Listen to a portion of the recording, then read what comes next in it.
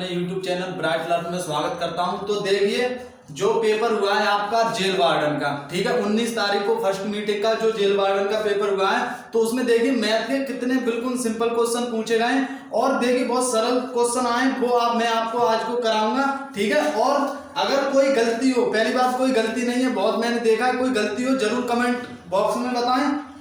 तो देखिए बहुत सिंपल क्वेश्चन आए। सबसे पहले क्वेश्चन क्या आया था, एचसीएफ मासा से आया था। क्या क्वेश्चन आया था कि 456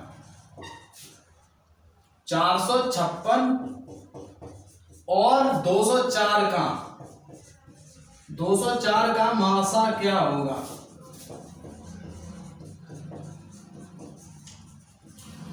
दो 456 और 204 का मासा क्या होगा। और इसके ऑप्शन क्या आते हैं, 6, 8,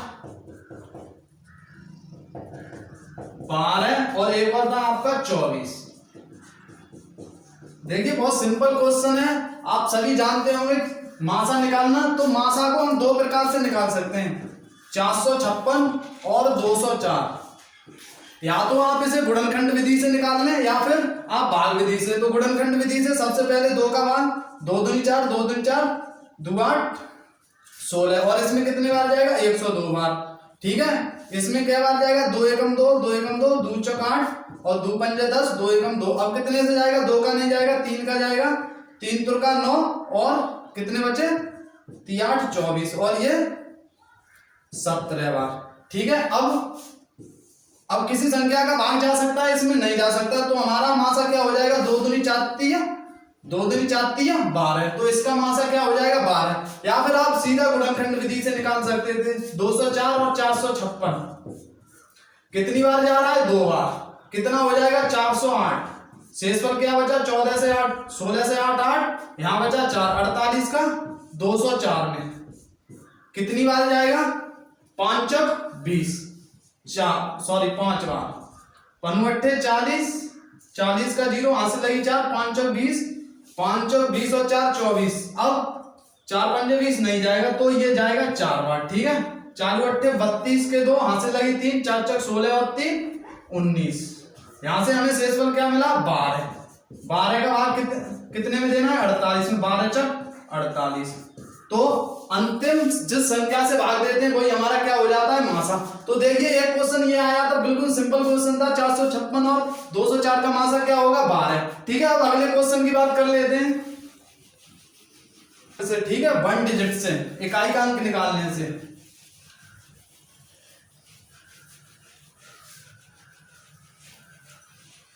जैसे क्या था अगला क्वेश्चन आपका, 19 की पावर 144 में इकाई का अंक क्या होगा, ठीक है। तो अब देखिए इकाई का अंक निकालने के लिए मैंने आपको बताया था क्या करते हैं, जो घात होती है उसमें किससे भाग देते हैं, 4 से।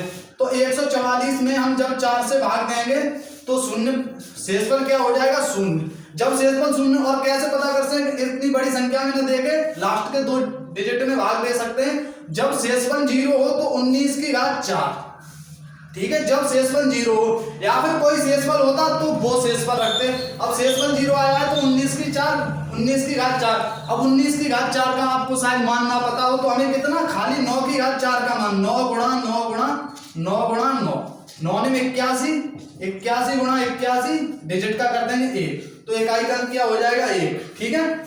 आसानी से आप पता कर सकते थे, इसके ऑप्शन देने की कोई जरूरत ही नहीं है। और पहली बात ये, जब किसी संख्या के इकाई का अंक 9 हो और इकाई का अंक ही पूछा जाए तो क्या होगा, 9 या 1, ठीक है। या तो 9 होगा इकाई का अंक या फिर क्या होगा, 1। तो इसमें इकाई का अंक क्या हो जाएगा, 1। ये भी आपका जेल वार्डन में पूछा गया था, ठीक है। अब बात करते हैं अगले क्वेश्चन की तरफ।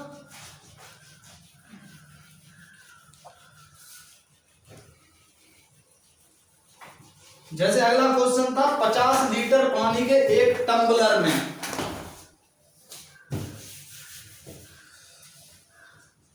50 लीटर पानी के एक टम्बलर, ये आपका टम्बलर ए से टम्बलर बी में, टम्बलर बी में, टम्बलर ए से बी में पानी डाला जाता है,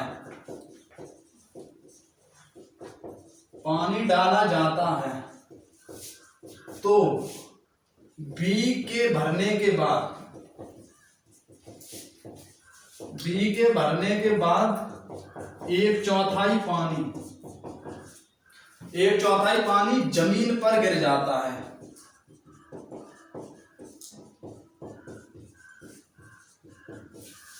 गिर जाता है, तो बी की क्षमता, तो बी की क्षमता, ठीक है। तो और इसके ऑप्शन क्या थे आपके, तो ऑप्शन थे इसके, ऑप्शन थे आपके 30, 25, दूसरा ऑप्शन था 25 और तीसरा था आपका 12.5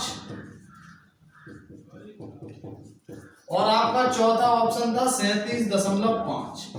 अब देखिए क्या हुआ, जब 50 लीटर के एक टम्बलर ए से टम्बलर बी में पानी भरा गया, कोई टम्बलर है ए, तो जब इससे 50 लीटर पानी भरा गया तो क्या हुआ, एक चौथाई पानी, 50 लीटर पानी भरा गया, एक चौथाई पानी जमीन पर फैल गया, ठीक है। एक चौथाई किसका, एक चौथाई 50 का एक चौथाई, 50 का एक चौथाई कितना होता है हमारा, 4 एकम 4, 12.4 एकम 4, 4 दूनी 8, 2 बचा 4 पंजे 20, यानी 12.5 लीटर पानी जमीन पर गिर गया।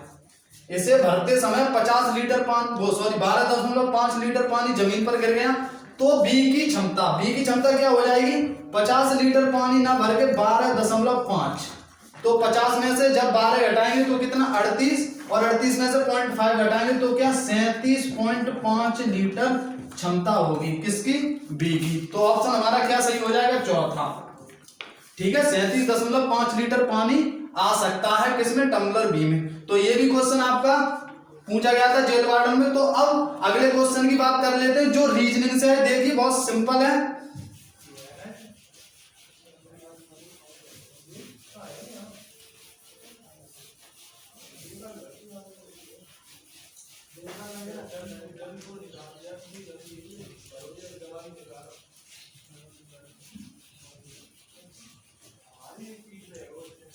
देखिए अगला क्वेश्चन क्या पूछा था, आप पूरब की ओर मुंह करके खड़े हैं, आप पूर्व की ओर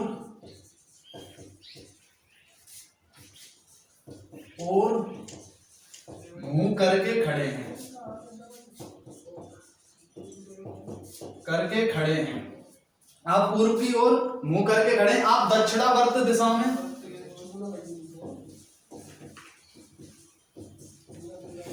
आप दक्षिणावर्त दिशा में 100 डिग्री तथा वामावर्त दिशा में 145 डिग्री घूमते हैं, तब आप किस दिशा की ओर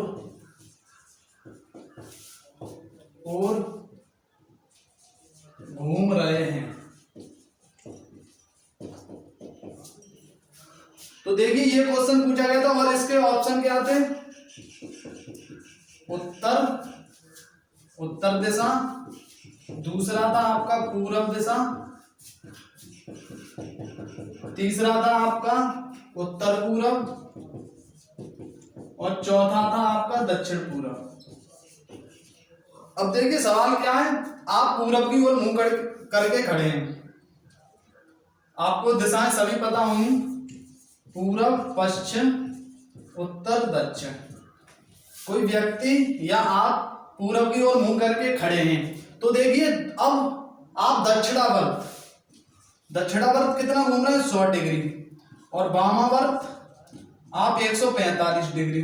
तो हमें, आप इधर खड़े हैं मुंह करके, अब तो हमें इन दोनों का अंतर पता करना है। अंतर कितना है? 45 डिग्री। कितना? वामावर्त, क्योंकि वामावर्त की वैल्यू ज्यादा है तो 45 डिग्री वामावर्त घूमना है। अब 45 की जगह पहले आप घूमेंगे तो कहाँ जाएंगे आप? ये, जब ये पूरब है, ये उत्तर है, ये पश्चिम है, तो ये दिशा कौन सी हो जाएगी? उत्तर पूरब। तो आंसर क्या सही होगा इसका? उत्तर पूरब। अब आप देखिए, आप ये मत घुमा देना फिर आपका गलत हो जाएगा। क्यों? क्योंकि आप 90 डिग्री घूमे, ठीक है, 90 घूमे और ये आप 90 घूमे तो 90 का आधा 45 घूमेंगे। अगर आप इधर घुमा रहे हैं तो गलत है, वो कितना हो जाएगा? 135। हमें घुमाना कितना है? 45 खाली। तो 45 कितना, कौन सी दिशा हो गई? ये उत्तर, ये पूरब, तो कौन सी दिशा होगी? उत्तर पूरब। तो कौन सा सही हो जाएगा हमारा आंसर? उत्तर पूरब। तो देखिए कितना सिंपल क्वेश्चन पूछा गया था। अब बात करते हैं अगले क्वेश्चन की तरफ। 5 2 -4 एक और कोष्टक है यहाँ पर, का स्क्वायर प्लस 7 प्लस 3 और -1 का वर्ग। और इसके ऑप्शन क्या है आपके?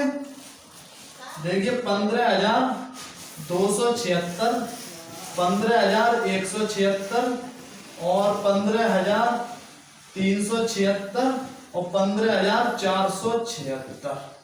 ठीक है। अब देखिए ये है 5 कोष्टक लगाए, फिर 2 कोष्टक, 2 -4 का स्क्वायर प्लस 7 प्लस 3 -1 का होल स्क्वायर। अब देखिए सबसे पहले हमें कौन सी संख्या सबसे छोटे कोष्टक की हल करनी है, तो देखिए कितनी इसे हल करना है। तो क्या होगा? 5 2, जब इसे हल किया तो कितना होगा? 2 में से 4 गए तो कितना बचा? -2 का वर्ग क्या हो जाएगा? 4। तो प्लस का 4 प्लस 7 प्लस 3 -1 का होल स्क्वायर। अब देखिए 5 2 7 और 4 11 कितना, 4 और 7 कितना हो जाएगा? 11 प्लस 3 और -1 का होल स्क्वायर। एक एक स्टेप को खोलना होगा, अगर थोड़ी भी दिक्कत हुई तो सवाल हमारा गलत हो जाएगा। 5 11 दूनी 22 और 3, 11 दूनी 22 और 3 कितना हो जाएगा? 25 -1 और क्या? स्क्वायर। अब पहले गुणा क्यों किया? क्योंकि हमने बोर्ड मास पढ़ा है, ठीक है। तो पहले गुणा होता है, उसके बाद जोड़। 5 का गुणा 25 में 125 -1 का होल स्क्वायर। 125 से 1 गया, 124 का होल स्क्वायर। ठीक है। अब 124 का वर्ग क्या होता है? 4 चौक 16 के 6, हासिल लगा 1, 12 चौक 48, 48 दूनी 96 और 1 97 के 7, हासिल लगा कितना? 9, 12 12 144 और 9 हमारा कितना होता है? 153। कितना? 15,376। तो देखिए 15,376 आपका ऑप्शन सी सही हो जाएगा। ठीक है। कितना? 15,376 इसका आंसर होगा। तो ये आपका यहां से सवाल पूछा गया। अब अगले सवाल की तरफ बात करते हैं कि ए 67% अंक प्राप्त करता है। ए 67% अंक प्राप्त करता है।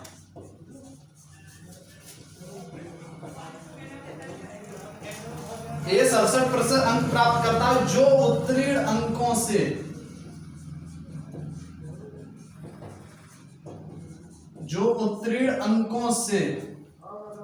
अंकों से 192 अंक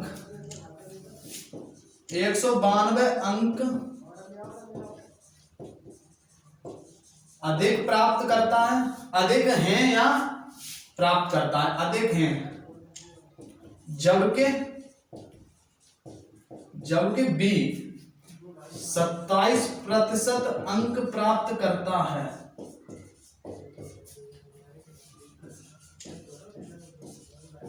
अंक प्राप्त करता है जो उत्तीर्ण अंक जो करता है जो 48 अंकों से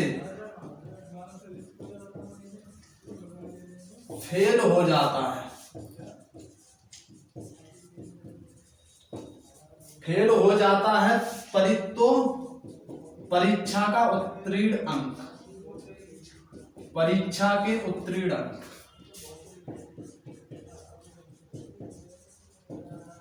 अंक हैं। तो देखिए क्या करना है? ए, तो इसके ऑप्शन भी आपको दे देता हूं। देखिए 210, 320, 440 और 550, ये इसके ऑप्शन है। ठीक है, ऑप्शन दिए थे क्या थे, ए 67 अंक प्राप्त करता है, तो परसेंटेज हमारा हमेशा किस पर चलता है, 100 पर। ठीक है, 100x मान लिया। ठीक है, 100x अंक है किसी परीक्षा में, 67 अंक प्राप्त करता है जो उत्तीर्ण अंकों से, तो उत्तीर्णांक इसका क्या होगा, देखिए 67% अंक प्राप्त करता है, तो यानी कि 67x जो उत्तीर्ण अंकों से 192 अंक अधिक हैं, तो अधिक है इसका मतलब 192। अब माइनस क्यों होगा, क्योंकि अगर 192 अधिक ना होते, 192 अगर कम कर दिए जाए तो क्या निकल के आएगा, उत्तीर्ण अंक कितने पर पास हो जाता है। बी क्या करता है, 27%, 27x अंक प्राप्त करता है जो 48 अंकों से फेल हो जाता है। यदि 48 अंक और होते तो ये बी भी पास हो जाता। तो देखिए क्या करेंगे, 27x इधर आएगा तो अंतर इनका कितना हो जाएगा, 40x, 192 जब उधर जाएगा तो कितना हो जाएगा, 8 और 2 10, यानी कि 240, 0 से 0 कट जाएगा, x बराबर क्या निकल कर आएगा, 6, 4 छिक्के 24, 6 निकल कर आएगा। अब क्या पूछा है हमसे, उत्तीर्णांक, अगर पूछा होता तो परीक्षा का प्राप्तांक कितना है, तो 600x हो जाता। अब उत्तीर्णांक पूछा है, या तो इस जगह वैल्यू रख दें हम या फिर इस जगह रख दें, मान दोनों का बराबर ही आएगा क्योंकि दोनों संख्याएं बराबर हैं। 27 गुणा 6 प्लस 48, 6 सत्ते 42 के 2, 4 हासिल, 6 दूनी 12 और 4 16 प्लस 48, 8 और 2 10 का 0, हासिल लगी 1, 6 और 4 10 और 1 11, हासिल लगी 1 210। तो इसका ऑप्शन क्या सही होगा, ए। ठीक है, कितना 210, या फिर आप इसमें वैल्यू रखें, घटाकर देखेंगे 192 घटा देंगे फिर भी 210 होगा, इसमें रखिए फिर भी 210। ठीक है, तो इसका ऑप्शन क्या सही हो जाएगा, ऑप्शन ए। ठीक है, अब बात कर लेते हैं अगले क्वेश्चन की तरफ। देखिए अगला क्वेश्चन क्या है हमारा, देखिए एडवांस मैथ से है, क्षेत्रफल का है। देखिए एबीसी एक समभुज त्रिकोण है, क्या है, एबीसी एक समकोण त्रिभुज है।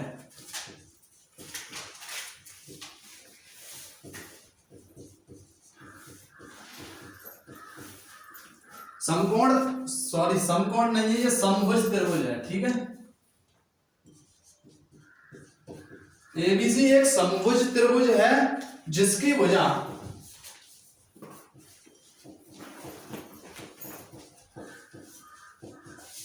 जिसकी भुजा 4 सेंटीमीटर है, जिसकी भुजा 4 सेंटीमीटर है। यदि भुजाओं AB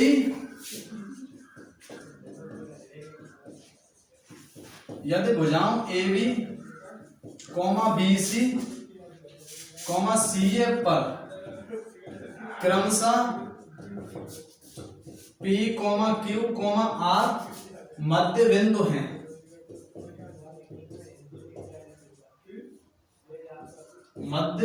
हैं, तो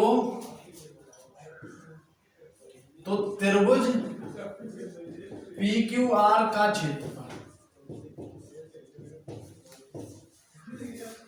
क्षेत्रफल क्या होगा। ठीक है, तो इसके ऑप्शन क्या है, इसके ऑप्शन है आपके √3/2 सेंटीमीटर स्क्वायर, अगला है आपका √3 सेंटीमीटर स्क्वायर, 2√3 सेंटीमीटर स्क्वायर और 3√3 सेंटीमीटर स्क्वायर। तो देखिए एक समभुज है, यानी कि कोई समबाहु त्रिभुज है एबीसी जिसकी भुजा 4 सेंटीमीटर है। तो सबसे पहले हम त्रिभुज बना लेते हैं।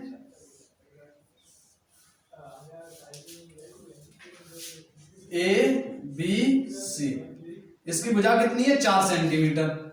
AB BC CA पर क्रमशः मध्यबिंद, AB पर मध्यबिंद P, BC पर आपका क्या है Q और CA पर R। जब ये मध्यबिंद है, जब यहां पर जाएगा तो इस भुजा को 2 भागों में, तो 2 सेंटीमीटर ये, 2 ये, 2 ये, 2 ये, 2 ये। ठीक है, मध्यबिंद है। तो अब क्या पूछ रहा है, PQR, यानी कि हमसे क्षेत्रफल किसका पूछ रहा है, इसका PQR का क्षेत्रफल, इसका क्षेत्रफल पूछ रहा है PQR। अब देखिए ये तो भुजा हमें पता है, ये भी पता है, ये भी पता है, ये कैसे पता करेंगे, तो इसके लिए हमें एक और त्रिभुज बनाना पड़ेगा।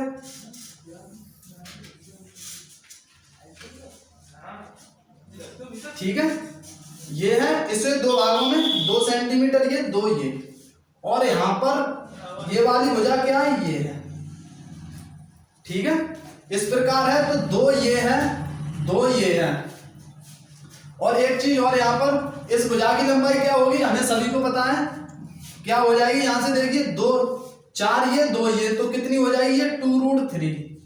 कैसे होगी, या तो आपको एक सूत्र याद करना पड़ेगा या फिर इससे 4 2 4 चौक 16 प्लस 2 दूनी 4, सॉरी माइनस, क्योंकि ये कर्ड है, 90 डिग्री के सामने की भुजा कर्ड है, तो कितना हो जाएगा, 16 में 4 गए 12, एक्स स्क्वायर बराबर 12, एक्स बराबर क्या हो जाएगा √12, यानी कि 2√3। तो इसकी 2√3, और ये कितनी है 2, जब ये 2 ये 2√3, तो ये कितनी होगी, तो कर्ड कौन सी है, ये भुजा कर्ड है, ये कोण कितने का होगा 90 डिग्री का, 90 डिग्री के सामने 2√3 से 2 माइनस कर देंगे इसका वर्ग, तो ये निकल आएगी किससे, पाइथागोरस प्रमेय से, आपने सभी ने पढ़ा होगा, कितना इसका वर्ग क्या हो जाएगा 4 तिया 12, 2 दूनी 4 4 तिया 12 माइनस 2 दूनी 4, कितना निकल कर आएगा 8, उस पर 90 डिग्री √8, इसका मान क्या हो जाएगा 2√2। ये भुजा कितनी निकल कर आई 2√2, देखिए ये भुजा कितनी निकल कर आई 2√2, तो ये भी 2√2, क्योंकि ये इसकी भी दूरी बराबर होगी, इसकी भी 2√2। तो देखिए अभी हमें इसका क्षेत्रफल बनाना है, ये भी एक समबाहु त्रिभुज बन गया जिसकी भुजा क्या है 2√2, और समबाहु त्रिभुज का क्षेत्रफल क्या होता है √3/4 गुणा भुजा स्क्वायर, ठीक है, भुजा कितनी है 2√2 गुणा 2√2, 4 से 2 ये 2 का गुणा 2 में 2√3 सेंटीमीटर स्क्वायर। तो आपका ऑप्शन कौन सा सही हो जाएगा 2√3 सेंटीमीटर स्क्वायर, आपका ऑप्शन कौन सा, सी ऑप्शन सही होगा 2√3 सेंटीमीटर स्क्वायर। तो ये आपका समबाहु त्रिभुज, आपको ये ध्यान रखना है, ये भुजा निकालने के लिए आपको यहां से भुजा निकाल सकते हो, कोई एक भुजा निकालनी है आपको, ठीक है, ये निकाल लें तो यहां से निकलेगी, सबका मान बराबर आएगा क्योंकि समबाहु त्रिभुज है। अब बात कर लेते हैं अगले क्वेश्चन पर। देखिए अगला क्वेश्चन क्या है हमारा, देखिए 1.25 गुणा 0.05 गुणा 0.004, तो हमें इसका मान पता करना है, इसका मान, ठीक है, और इसके ऑप्शन क्या दिए थे, सॉरी इसके ऑप्शन नहीं आ पाए, तो देखिए इसका मान कैसे निकालेंगे 1.25 गुणा, तो इन्हें करने में हमें सबसे पहले दिक्कत होगी, क्योंकि 1.25 का गुणा 0.5 में फिर उसका, तो इसमें बहुत टाइम लगेगा। तो सबसे पहले हम क्या करें, दशमलव हटा दें, जब दशमलव हटाएंगे तो 125 बट्टे कितना 100 गुणा 5/100 और गुणा 4/1 2 3 4 0, यानी कि 10,000, इनका गुणा करेंगे 125 चौके 425 चौके 100 500 500 गुणा 5 2500 2500 100 गुणा 100 गुणा 10,000, 2 0 से 2 0, तो इसे कैसे लिख सकते हैं 25 गुणा, यहां कितना मिलेगा 1 2 3 4 5 6, 10 की पावर 6 मिलेगी, जब इसे ऊपर ले जाएंगे तो क्या हो जाएगा 10 की पावर -6, ये इसका आंसर हो जाएगा।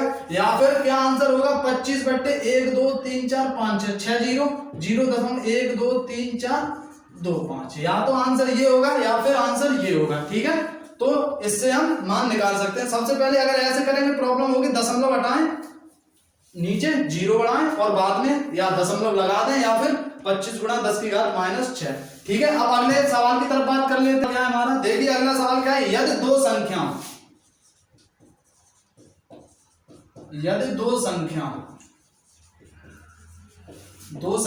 b और 4b का औसत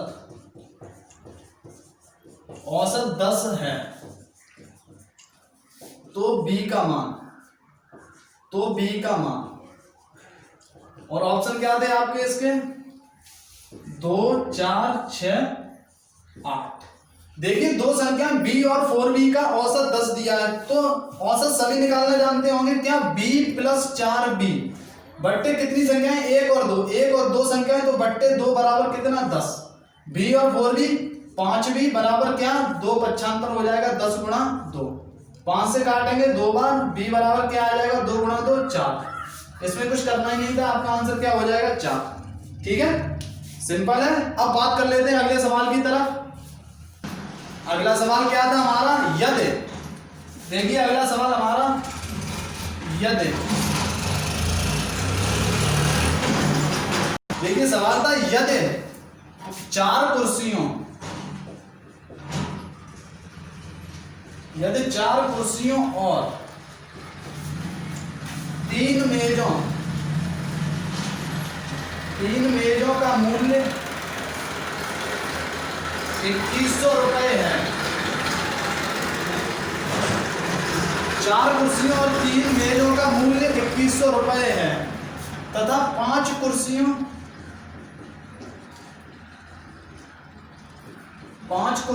और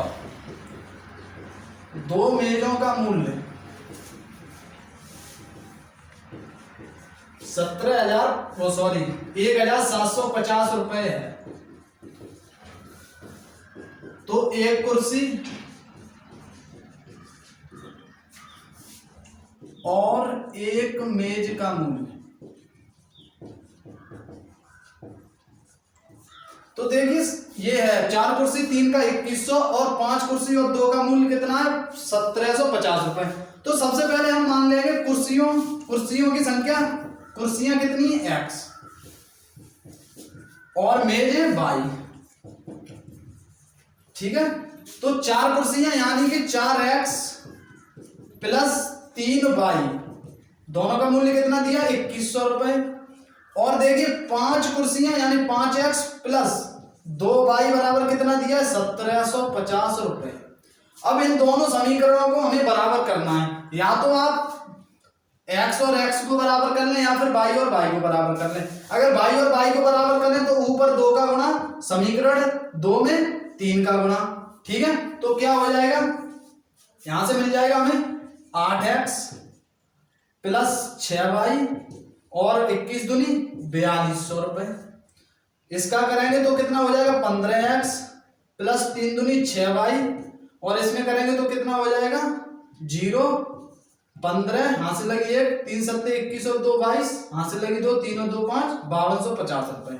अब क्या करेंगे घटाने पर, ठीक है, जब घटाएंगे तभी तो ये कटेगा। 15 में से 8 जाएंगे, कितना बचेगा 7x माइनस का, और यहां से हमें क्या मिलेगा 0 से 0, 5 से 0 5, 2 से 2 0, 5 से 4 1 माइनस का, तो माइनस से माइनस कट जाएगा। x बराबर कितना निकल कर आएगा 7 एकम 7, 3 बचा 7 पन्ने 35, 150 रुपए किसका निकल कर आया, कुर्सी का मूल्य कितना निकल कर आया 150 रुपए।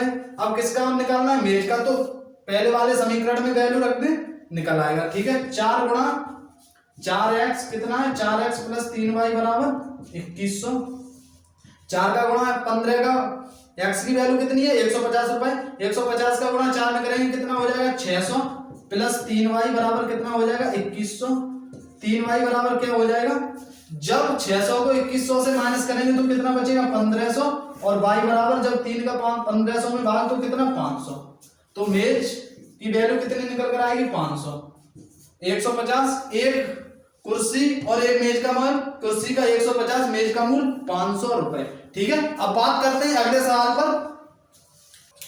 देखिए अगला सवाल क्या है हमारा, देखिए अब ये हमारा चाल से है। ठीक है, एक व्यक्ति,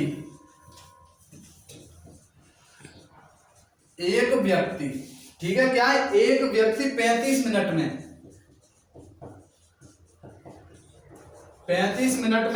455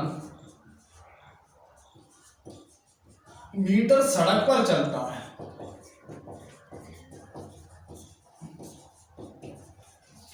455 मीटर सड़क पर चलता है, तो उसकी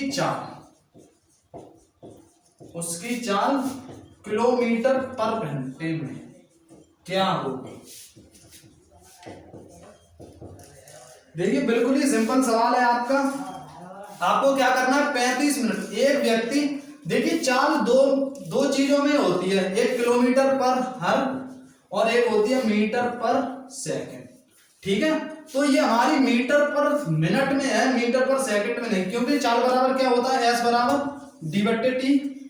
ठीक है, तो d दूरी कितनी दी है 455 और 35 मिनट। अब इसे सेकंड में बदलेंगे तो 60 का गुणा हो जाएगा, ठीक है। जब अगर आप इसे किलोमीटर पर हर में बदलेंगे तो क्या होगा, 18/5 का गुणा, ठीक है।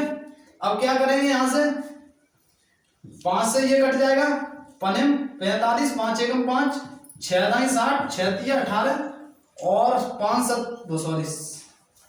7 पन्ना 35 और ये 7 एकम 7, 7 ती 21, यानी कि क्या मिलेगा 39/5 गुणा 10।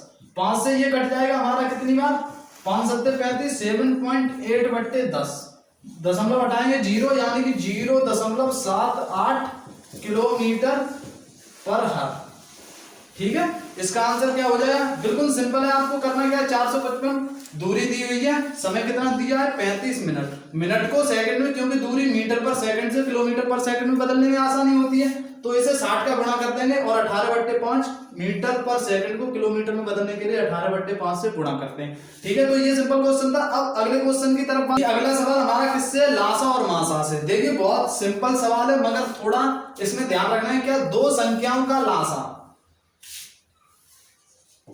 दो संख्याओं का लासा, दो संख्याओं का एलसीएम और एचसीएफ, एचसीएफ यानी मासा क्रमशः 252 और 18 है, यदि दो संख्याओं का अंतर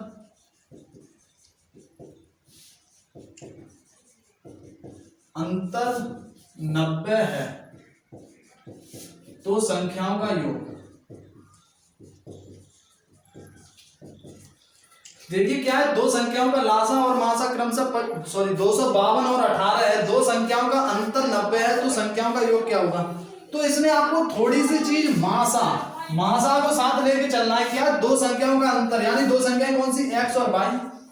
18x अंतर है, 18x अंतर है तो -18y बराबर कितना दिया है 90। x माइनस वाई बराबर क्या हो जाएगा, 18 पंजे 90, 18 यहां से कॉमन आएगा। अब इस 18 को हमें तोड़ना है ऐसी संख्या में। अब देखिए इसके ऑप्शन क्या दिए थे, अब इसके ऑप्शन दिए थे आपके 180, 162, 126, 138। अब इसके ऑप्शन क्यों लिखना जरूरी था, क्योंकि ये ऑप्शन के बिना नहीं हो सकता, ठीक है। अब देखिए दो संख्याओं, यानी ऐसी दो संख्याएं लेनी है जिनका अंतर 5 हो, कोई भी ले सकते हैं आप, लेकिन कैसी संख्याएं, जिनका मासा यानी कि सहअभाज्य गुणनखंड संख्याएं लेनी है। देखिए 10 और 5 अंतर 5, लेकिन नहीं ले सकते क्योंकि इनका मासा कितना हो जाएगा 5, मासा कितना चाहिए 1, यानी कि सहअभाज्य गुणनखंड संख्या। तो देखिए 9 और 4 ले सकते हैं, ठीक है। अब योग और पता करना है हमें, योग और पता करना, यानी कि इन ऑप्शन में से एक आंसर पता करना है। अब 9 में जब 18 का गुणा करें प्लस 4 में 18 का गुणा करें तो इनमें से एक ऑप्शन में मिल जाए, ठीक है। 9 का 18 में करेंगे कितना हो जाएगा 162 प्लस 18 चौके 72, कितना हो जाएगा 2 और 2 4, 7 और 6 13 और यहां से लगी 1, यानी कि 234 ऑप्शन में है, नहीं है तो ये नहीं होगा। अगली चुनते हैं 8 और 3, 8 से 3 घटाए अंतर 5। अब 18 में 8 का गुणा करेंगे, इसमें भी 18 गुणा योग लाना है, 18 चौके 72, 18 अट्ठे 144 और प्लस 18 दिया 18 दूनी 54, कितना हो जाएगा 4 और 4 8, 5 और 4 9 और 198 ऑप्शन में है, नहीं है तो ये भी नहीं होगा। अब अगली बात करते हैं, अगली संख्याएं क्या होंगी 7 और 2, 7 और 2 का अंतर कितना 5, तो इसमें जब 18 का गुणा करेंगे और इसमें 18 का, 18 सत्ते 7 8 56 के 6, हाथ से लगा 5, 7 एकम 7 और 5 12 प्लस 18 दूनी 36, जब इन्हें जोड़ेंगे 6 और 6 12 का 2, 6 और 6 12 का 2, वहां से लगी 1 3 और 3 6 और 1 162। तो देखिए 162 आपका ऑप्शन में है या नहीं, ऑप्शन में है, तो आपका आंसर क्या होगा 162। तो ये हमारा सवाल कहीं ना कहीं ऑप्शन पर जाकर होगा, डायरेक्ट इस सवाल को नहीं कर सकते क्योंकि जब 9 और 4 नहीं 234, 8 और 3 नहीं 198, और बड़ी भी हो सकती थी 11 ऐसी संख्याएं जिनका अंतर 11 और 6 भी हो सकती, 11 6 का अंतर 5। ठीक है, तो ये हमारा ऑप्शन पर सवाल होगा, 162 इसका आंसर होगा। अब बात कर लेते हैं अगले सवाल की तरफ। देखिए अगला सवाल हमारा CI से है, यानी चक्रवृद्धि ब्याज से। तो देखिए कैसे है। हरीश एक पूंजी निवेश में, हरीश एक पूंजी निवेश में 16,000 रुपए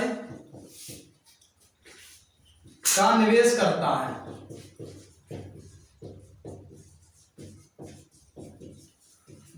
16,000 रुपए का निवेश करता है, जो 10% वार्षिक चक्रवृद्धि ब्याज पर है।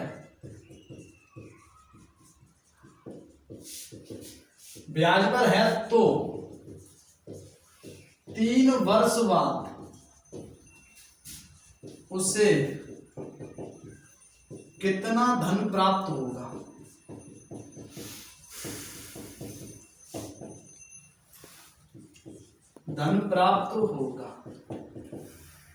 तो देखिए अब ये हमारा चक्रवृद्धि ब्याज का सवाल है, बिल्कुल ही सिंपल है। आप इसे दो तरीके से कर सकते हैं, या तो आप सूत्र से कर सकते हैं कितना धन प्राप्त होगा, यानी कि हमें क्या निकालना है, मिश्र धन। अगर लाभ पूछा होता तो हमें क्या निकालना होता, ब्याज यानी आई। अब यहाँ पर निकालना है हमें मिश्र धन। A बराबर P 1 प्लस कितना होता है R/100 की पावर T, या तो इससे या फिर अब देखिए 1 वर्ष का चक्रवृद्धि ब्याज 10 है, तो 3 वर्ष का क्या होगा 10 प्लस 10 गुणा 10/100। ठीक है, ये चक्रवृद्धि ब्याज निकालने का एक 10 और 10 20, इसे जब सॉल्व करेंगे तो यहां से कितना हो जाएगा 21। 10 गुणा 10 और 10 20 और 21/100। ठीक है, इसे करेंगे तो कितना हो जाएगा 2.1। 10 और 10 20 यानी 30, प्लस इसे जोड़ेंगे तो कितना हो जाएगा 3.1। 33.1 आपकी क्या हो जाएगी, ब्याज बढ़ जाएगी 100%, यानी कि निवेश कर रहा है 16,000, यानी कि 100% बराबर कितना दे रहा है हमें 16,000 रुपए। अब पूछ रहा है कितना धन प्राप्त होगा, यानी कि 100 और ब्याज भी आपको, ब्याज और 100 यानी कि मूलधन 100 और ब्याज 33.1 दोनों प्राप्त करना है, यानी कि 133.1% बराबर क्या होगा। जब 100% बराबर 16,000 है तो 33.1% बराबर क्या होगा, 133.1% बराबर 16,000। इधर नीचे लिख देते हैं 16,000 गुणा 133.1/100। 2 जीरो से 2 जीरो और ये दशमलव हटाएंगे तो 1 और 0 कट जाएगा, यानी कि 16 गुणा 13 31। जब 16 का गुणा करेंगे इसमें कितना हो जाएगा, 16 एकम 16 के 6 हाथ से लगी 1, 16 थी 48 और 1 49 हाथ से लगी 4, 16 थी 48 और 4 52 के 2 हाथ से लगी 5, 16 एकम 16 और 5 21 रुपए, यानी कि कितना 21,296 रुपए। तो इसका आंसर क्या हो जाएगा 21,296 रुपए 3 वर्ष बाद। ठीक है, तो अगले सवाल की बात कर, देखिए अगला सवाल आपका क्या है, 4052 और 12,576 का मासा। ठीक है, तो मासा निकालने के लिए आपका क्या है, या तो आप गुणनखंड विधि से निकाल लें या फिर भाग विधि से। ठीक है, तो आप उम्मीद है ये आसानी से कर सकते हैं, लेकिन अगला सवाल आपका रीजनिंग का है। देखिए क्या है, 23 28 38 क्वेश्चन मार्क 60 और 72 क्या पूछा है, मैं क्वेश्चन मार्क के स्थान पर क्या आएगा। तो इसके ऑप्शन क्या है आपके, देखिए 48 49 50 और 51। ठीक है, तो ये इसके ऑप्शन है, ये रीजनिंग का सवाल है। ठीक है, तो अब देखिए, अब इसमें आपको देखना है ये बड़े किस क्रम में रहा है। 23 से 5 हुआ क्या बड़ा 5, 28 से क्या बड़ा 10, जब 5 10 तो अगली संख्या क्या बढ़ेगा 15। अब 38 और 15 कितना होता है हमारा 38 और 15 हमारा क्या होता है 53, 53 ऑप्शन में है नहीं है, तो इसका मतलब ये इस प्रकार नहीं बढ़ रहा है। 23 से 5 28, 28 से 38 यानी कि 10 बढ़ा। अब 10 से 15 बढ़ाएंगे श्रेणी के क्रम में, तो 38 और 15 होता है हमारा 53, लेकिन ऑप्शन में नहीं है। तो अब आपको इसमें क्या करना होगा, देखिए 3 और 2 5, क्या हुआ 23 और 5 28, 8 और 2 10, क्या हुआ आपका 38, 8 और 3 11, 38 और 11 क्या हो जाएगा 49, 38 और 11 49, 49 आपका ऑप्शन में है। और 49 4 और 9 9 और 4 13, यानी 49 सॉरी यहाँ 60 नहीं 62 है आपका, 60 नहीं 62 है। 9 और 4 13, 13 और 49 62, 62 और 6 और 2 8, 62 और 8 कितना, ये 70 है आपका। ठीक है, ये लिखने में थोड़ी मिस्टेक हो गई है। देखिए 62 6 और 2 8 कितना हो जाएगा 70। ये आप अपने पेपर में भी देख सकते हैं, ये थोड़ी लिखने में मिस्टेक हो गई है। ठीक है, ये आपके पास पेपर होगा उससे